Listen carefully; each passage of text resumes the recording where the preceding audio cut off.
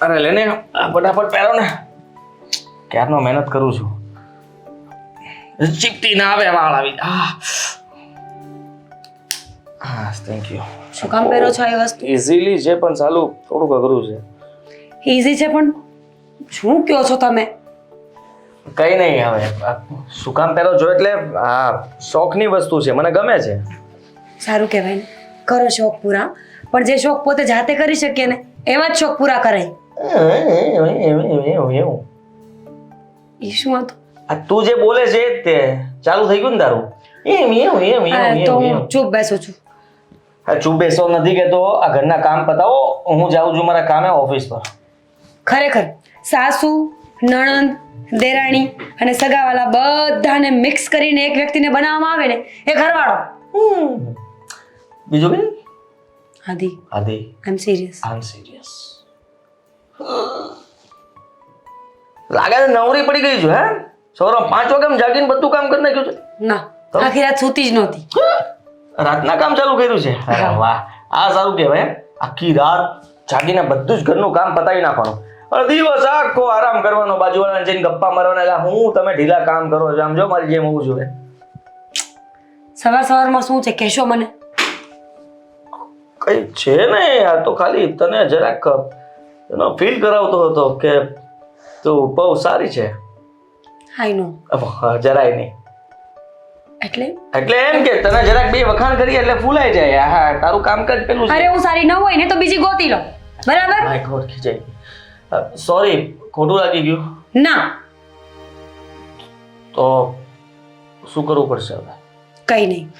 Please, થોડી ટેન્શનમાં છું, વધારે ટેન્શન ન આપો મને સવારમાં. ચિંતા?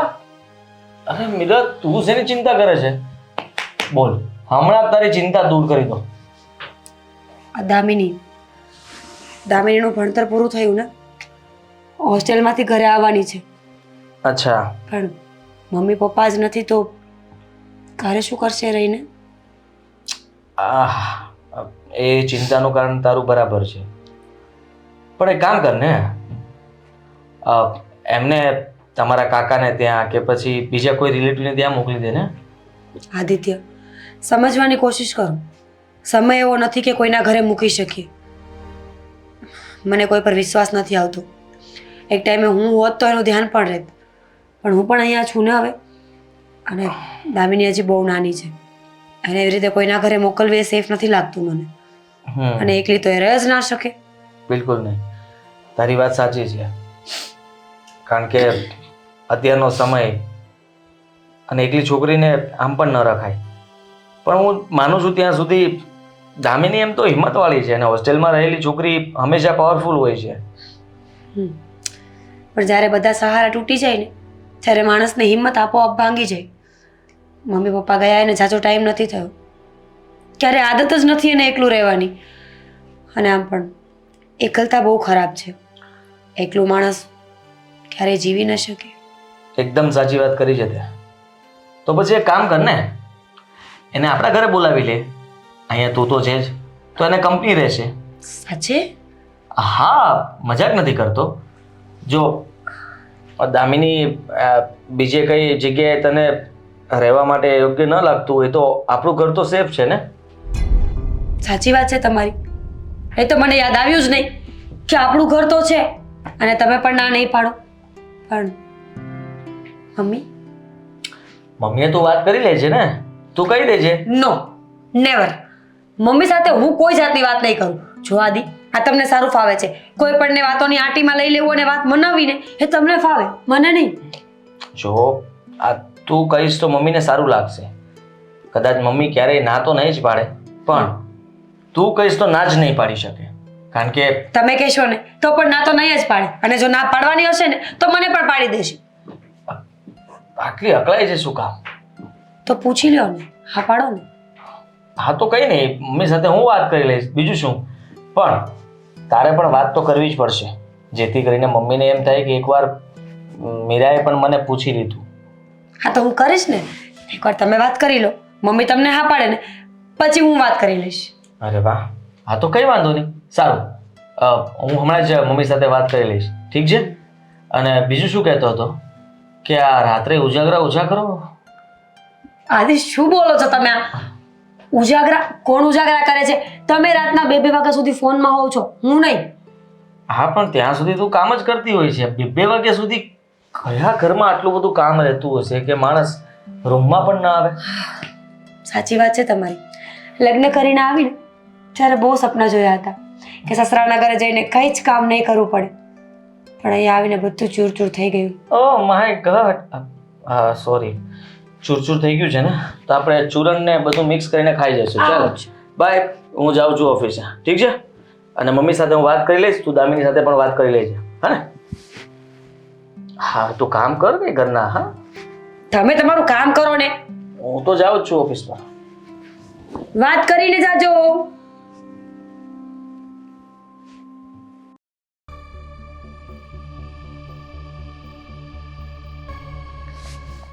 હાય, એવી શાંતિ થઈ ગઈ ને જીવનમાં કે વાત પૂછો માં. કેમ? તો જીવનમાં તમને શાંતિ મળી ગઈ છે તો મને તો કહો, મારે પણ જોતી છે શાંતિ.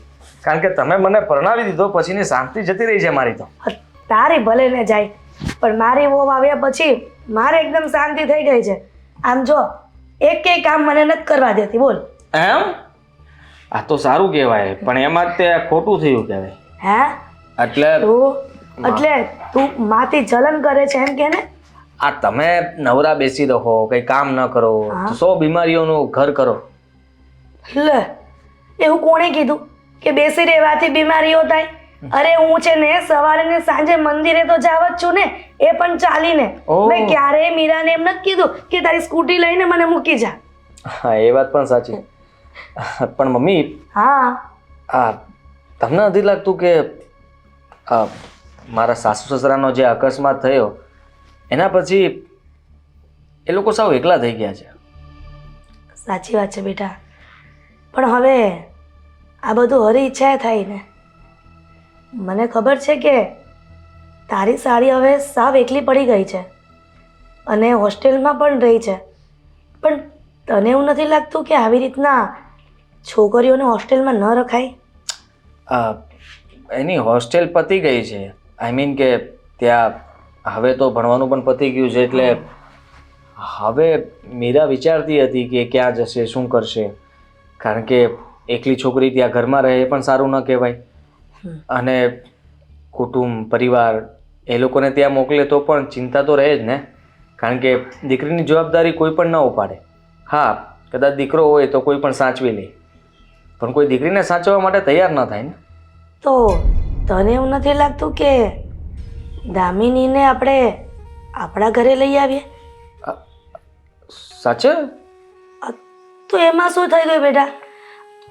હું તો ઘણા સમયથી કહેવાની જ હતી, પણ હા એટલે મેં તો કહી જ દીધું હતું એને કે ભાઈ આપણા ઘરે લઈ આવો, પણ આ તો શું કે તમે બોલો એની રાહ જોતો હતો. હા એટલે મારો છોકરો મારી કરતા હોશિયાર છે, તો પછી આ બધું મને પૂછવાનું હોય ને મારા મોઢેથી કેવડાવવાનું હોય? તમે કહો તો સારું લાગે ને, ઘરના વડીલ કેવા વડીલ ડિસિઝન લે તો વધારે મજા આવે ને. હા મારો દીકરો, હા તને ભગવાન 100 વર્ષ નો કરે તો પછી કોની રાહ છે? આ મીરાને કહે ને કે દામિનીને ફોન કરીને બોલાવી લે. હવે એમાં શું વાંધો? આ મીરા એકલી રહી છે, એને કંપની પણ મળે ને એની બેનની.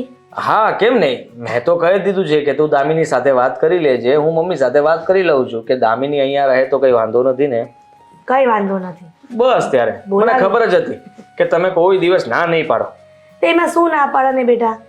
હવે તારી બેન તો કોઈ છે નહીં, અને તું પણ ઘરમાં એકલો, અને તારી પત્ની પણ કોની સાથે ટાઈમ સ્પેન્ડ કરે? અને હું તો બુઢી રહી, મારી સાથે શું વાત કરે બિચારી આખો દિવસ? ઓ બુઢી કઈ નથી, પોતાની જાતને બુઢા બનાવીને ખબર નહીં શું સાબિત કરવા માંગો છો. એટલે તારી મમ્મી આખી જિંદગી જુવાન જ રહેવાની છે? એમાં શું થઈ ગયું, જવાન જ રહેવાનું હોય ને. ક્યારે પોતાની જાતને એવું થોડું સાબિત કરાય કે હું ગઢો થઈ ગયો છું. એ બધું છોડો, હું શું કહું છું. હા બોલ ને. તમારો આમાં સ્વાર્થ તો છે જ. એમાં વળી મારો સ્વાર્થ શેનો? હોય જ ને. આ તમે વિચાર્યું છે કે જો મીરા વહુ મને આટલા સાચવતા હોય, આ ઘરનું બધું કામ એને સંભાળી લીધું હોય, તો જો એની બેન આ ઘરમાં આવી જાય તો પછી બધી જવાબદારીમાંથી મુક્ત થઈ જઈશું. આદિ, શું તું પણ આવા વિચારો કરે છે? મેં તો સપને પણ આવું નહોતું વિચાર્યું કે દામિની આવશે અને મારે જેટલો થોડોક ઘણો ભાર છે એ ઉતરી જશે. અરે મેં એના માટે કીધું કે મીરાને કંપની રહે અને એને બંને બહેનો સાથે રહે તો મજા પણ આવે ને અને સમય પણ પસાર થઈ જાય. હા એ વાત સાચી. તમારે આખો દિવસ મંદિર જવું હોય તોય વાંધો ના આવે ને. આમ ઓલું એમ થાય કે મીરા એકલી છે, એને ગમતું હશે નહીં ગમતું હોય એટલા માટે ઘરે આવી જવું પડે, કારણ કે એને વાત કરવા વાળું કોક તો વ્યક્તિ ઘરમાં જોઈએ ને. હા બેટા, બિચારી કહી ન શકે પણ મને કોઈક વાર એવું થાય કે જો તારી નાની બેન હોત ને તો પણ એને સપોર્ટ મળત. બિચારી આખો દિવસ ઘરના કામ કરે છે, એક સેકન્ડ પણ નવરી નથી બેસતી. બોલ. સાચી વાત છે. હા મને ફરિયાદ તો કરતી હોય છે પણ હું એના ફરિયાદ ઉપર કંઈ ધ્યાન નથી આપતો. આ ફરિયાદ? એમ કે આખો દિવસ ઘરનું કામ તો કર્યા જ કરતી હોઉં છું, ક્યારે મને તો સમય આપતા જ નથી. પોતે ફોનમાં જ પડ્યા રહો છો, રાતના લેટ સુધી ફોન જ તે, બસ બીજું કંઈ નહીં. બરાબર જ છે, એવું જ કરવું જોઈએ તને.